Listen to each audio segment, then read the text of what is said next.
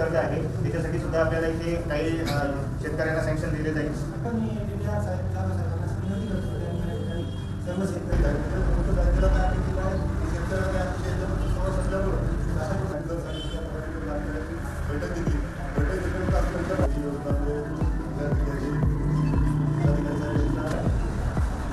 याचा खर्च आम्हाला थोडंफार माफी देऊन कर्ज देण्याची पण योजना आहे.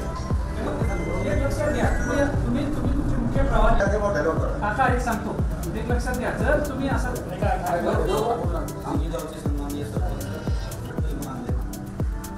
त्या प्रश्नाच्या अनुषंगाने आता त्याच्यावर उपाययोजना करण्याचा आमचा प्रामाणिक प्रयत्न. आपण एक व्यक्ती म्हणून विचार करूया ना. आज माझ्या खिशामध्ये 10,000 रुपये होते, 10,000 का 10,000 खर्च झाले. परत त्या खिशामध्ये जर मी पैसे टाकलेच नाहीये तर तुम्हाला मी खर्च करून करणार. किंवा 7,000 खर्च काढून बँकेला पैसे द्यावे लागते तुमच्या तर तुम्ही आमच्या ऑफिसमध्ये गेलं तर तुमचं काम होईल का नाही ते तुम्हाला आम्ही समजावून सांगतो. रेग्युलर कस्टमर रेग्युलर कर्ज भरणार आहे हे सगळे. श्रीनिवास मस्के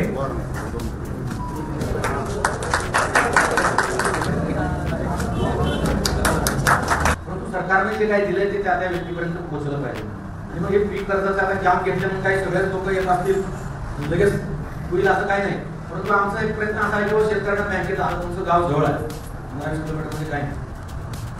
त्या छोट्या छोट्या गोष्टी लक्षात घेऊन आम्ही हा कार्यक्रम केला की बँकेत जाण्यापेक्षा चला आपण गावात जाऊ आणि ज्यांचं पुनर्नियोजन करायचं पुनर्विजन करायचं आहे ते तिथं करू, तिथं समजावून सांगू. म्हणून आम्ही असं ठरवलं की सहकार विभागाचे अधिकारी, बँकेचे अधिकारी सगळ्यांची बैठक घेतली.